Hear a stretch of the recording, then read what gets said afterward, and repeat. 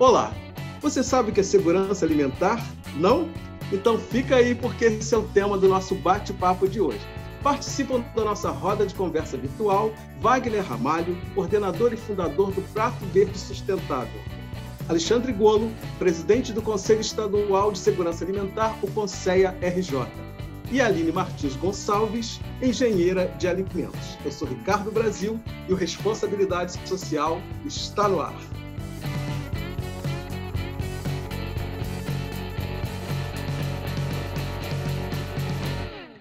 Alexandre, muito obrigado pela presença, prazer enorme te receber aqui. Olá, Ricardo. Olá, colegas de mesa, Aline, Wagner, né? Prazer estar aqui em nome do Conselho, né? Vamos conversar nessa nossa roda de conversa. Aline, muito obrigado pela presença. Eu que agradeço a oportunidade e vamos lá, vamos para a conversa aí com o Alexandre e com o Wagner.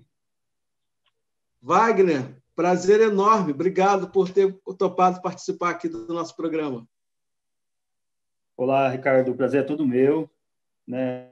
É uma honra poder participar e de falar de um assunto tão importante. Pois é, então, para a gente iniciar esse bate-papo, vamos tentar explicar para quem está nos assistindo, né, o que é esse conceito segurança alimentar. Vamos lá, Alexandre, começa falando para a gente. Então, vocês imaginem, né, a produção de alimentos. Imaginem você ter, numa linguagem bem simples, né? A melhor definição que eu escutei é de uma economista doméstica da Emater. Ela dizia assim: olha, a língua portuguesa é muito sábia. Então, quando a comida está perto da gente, é o alimento. Quando a comida está longe da gente, é o lamento.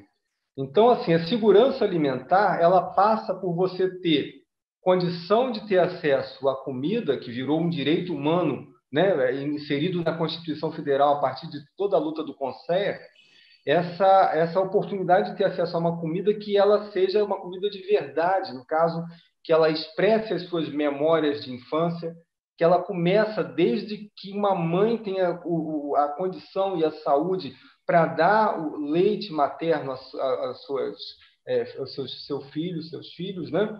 E aí você vai crescendo num universo cultural que te forma ali.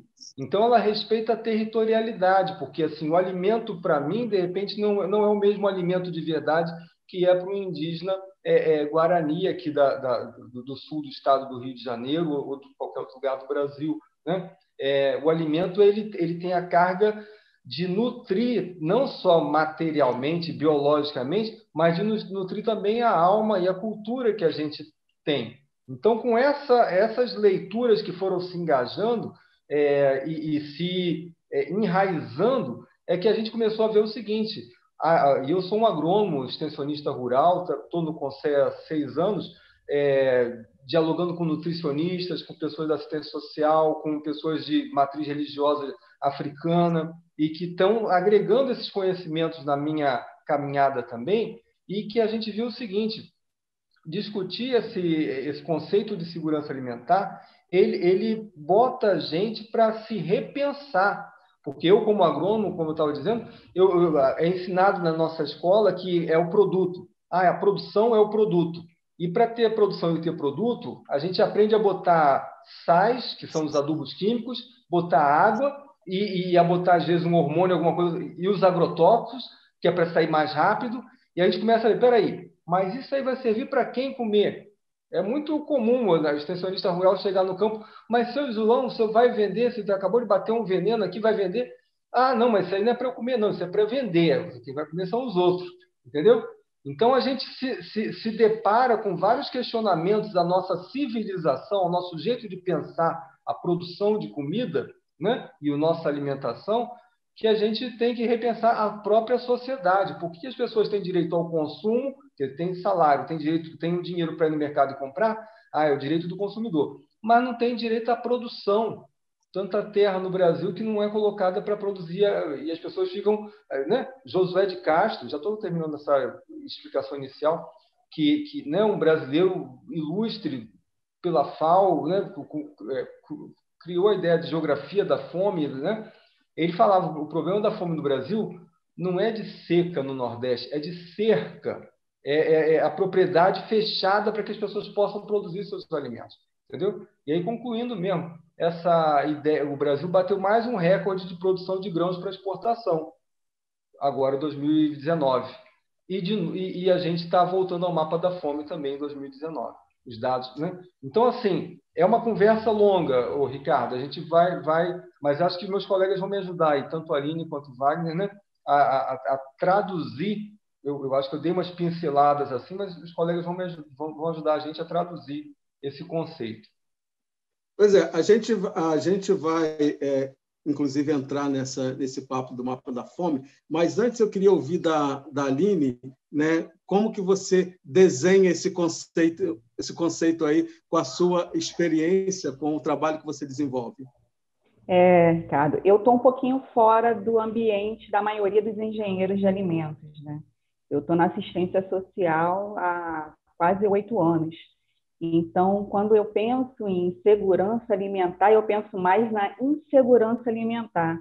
E acabo pensando um pouco nos níveis de insegurança que atinge a todos, né? E aí é desde aquele que tem recurso para fazer suas escolhas alimentares, né? E mais opta por aquilo que não é tão saudável, até aqueles que não têm opção.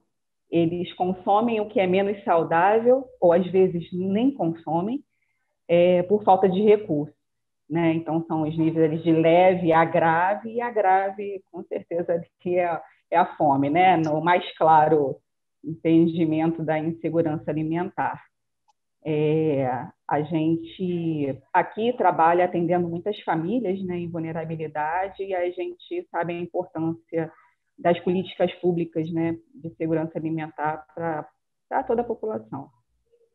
Então, falando de políticas públicas, eu vou ler aqui um dado que foi divulgado em julho, que é do relatório O Estado da Segurança Alimentar e Nutrição no Mundo 2020. Né?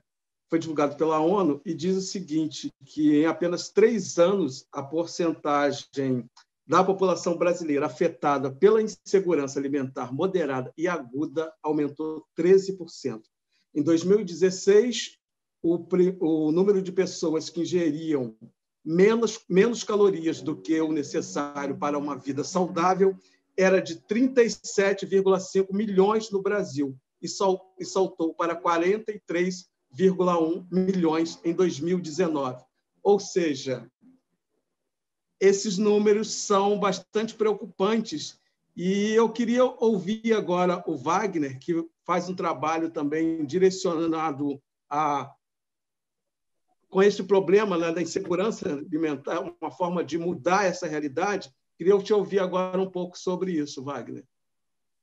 Eu vejo uma problemática muito grande, né, que o Brasil voltando, né, nesse momento, né, no mapa da fome. Então, assim, com corona, né, vírus aí voltando, pessoas próximas, né, do bairro onde a gente atende, falam assim, cara, eu preciso comer. Isso é muito grave. Então, isso é volta a ser o quê? A insegurança alimentar no Brasil, onde que é o maior produtor de alimentos. Então, quando a gente vê, né, pessoas revirando lixo, né, ou pensando no que vai comer amanhã, ou se não dividindo o pouco de arroz que ele tem no prato para, né, dividir com a sua família, né, com o seu filho, isso é uma insegurança alimentar. Entende? Então, está cada vez mais aumentando, né? A gente vê, né, nesse momento, né, não só na região do Nordeste, na região Norte, mas aqui na região Sudeste, aqui em São Paulo, né, aqui nas periferias, né, onde que tem um maior público pobre e preto, né, nessa área, né? Então, a gente vê aí pessoas, e quando acontece isso, acontece o quê? Também uma segregação alimentar, né? Quando a pessoa não está de acordo, né? E aí ela não consegue pensar, raciocinar, se locomover, então ela está o quê? Sendo excluída de uma sociedade. Alexandre, qual é a sua percepção diante desses dados? Eles estão dialogando. Vocês acompanharam, o IBGE lançou o EBIA, né, o Escala Brasileira de Insegurança Alimentar, a pesquisa de informações de 2017, né, 2018, e apontavam isso, né?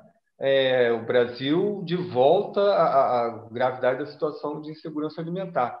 Não é à toa, porque, assim, na verdade, assim, o Brasil estava com pleno emprego em 2014. Em 2014, o Brasil tinha uma situação de pleno emprego e um discurso ferrenho de que estava tudo ruim. Em 2014, o dólar estava qual o preço do dólar? Em 2014, qual era o aumento real do salário mínimo acumulando a cada ano? E uma imprensa dizendo está tudo ruim, tem que acabar, tem que estancar essa sangria. Então, a gente viu um trânsito de sociedade, de indução de mentalidade que estava tudo ruim, e fomos coordenados a chegar numa situação que está muito pior. Eu acho que qualquer pessoa percebe que está tudo muito pior. Por que chegamos a essa situação? Eu acho que a sociedade brasileira precisa amadurecer, porque tem um discurso muito forte, Ricardo, Wagner, com relação a gente se afastar da política. Eu não estou falando de partido A ou B ou C, mas assim, na hora que as pessoas de bem deixam de votar porque política é tudo ruim, a gente está em eleição, um ano de eleição municipal, isso é um alerta importante. As escolhas e a nossa participação no mundo de tomar decisão faz diferença, né? Porque se eu sou um cara correto e eu não vou votar, eu estou deixando que as pessoas que não são corretas ou que venderam seu voto por R$50 vão lá e votam. E aí elegem essa representação que não nos representa. Eu falei isso na nossa live, a Aline vai lembrar. A gente olha para a nossa população, as mulheres são 50%, os negros são mais de 50%, estão representados no nosso espaço de representação. Por que não estão?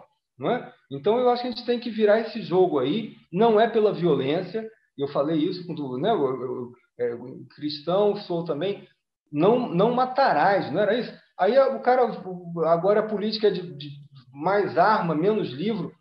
A gente perdeu um bonde de construção de uma sociedade melhor, e retomar isso vai demorar um tempinho. Mas precisa que a gente se refaça. Eu vejo isso. Está de volta. Os dados que o IBGE lançou, a EBIA, é uma fotografia de 2017, 2018. Não tinha entrado a pandemia ainda. A pandemia entra em 2020. Ou seja, vai piorar. A retração econômica vai piorar. E nós, enquanto pessoas que temos preocupação com isso, temos que acionar os profissionais do Estado, os funcionários públicos. A sociedade civil está fazendo um papel muito bonito, aqui no Rio, pelo menos, Wagner, tem várias ações assim, entregando comida para a população de rua, mas a nossa colega do fórum, já estou terminando, ela falou que uma estimativa por alta era de 17 mil pessoas em situação de rua no município do Rio. Aí uma senhorinha que estava na rua e agora conseguiu ter uma casa de novo, está com família, ela falou, olha, já somos na ordem de 20 mil pessoas, não é mais 17 mil, são 20 mil, a estimativa por alta é de 20 mil pessoas no município do Rio em situação de rua. E tem pessoas que têm problema mental, tem pessoas que são trabalhadores, mas não tem a grana para pagar a passagem para ir e voltar para casa, então fica dormindo na rua ali, entendeu? Esperando o dia amanhecer para voltar para o trabalho. Então, é uma situação social que está beirando o desespero. Para mim, pelo menos, né? O que eu vejo é isso, Ricardo. Pois é, e é importante a gente dizer que quando a gente está falando de segurança alimentar, esse conceito ele é amplo, né? Ele engloba todo esse lado social e político que você acabou de falar aí, né? Porque não é se preocupar só com o alimento por si só, né? O alimento é responsável pela nossa vida, né? O que nos dá vida, que nos dá saúde, e isso engloba todo o campo da existência humana. Gente, eu vou ter que fazer um pequeno intervalo, mas é rapidinho, daqui a pouco a gente está de volta e o papo só está começando. As pessoas vêm da região do Nordeste, da região do Norte, do interior do Rio de Janeiro ou de São Paulo, vêm das periferias, né? Então perde tudo aquela tradição que ele tinha antes de cultivar. E quando você, né, começa a cultivar seu próprio alimento, ou você não quer mostrar como cultivar esses alimentos, eles acham que é uma ofensa. Imagina, vou vou pegar um cabo de enxada de novo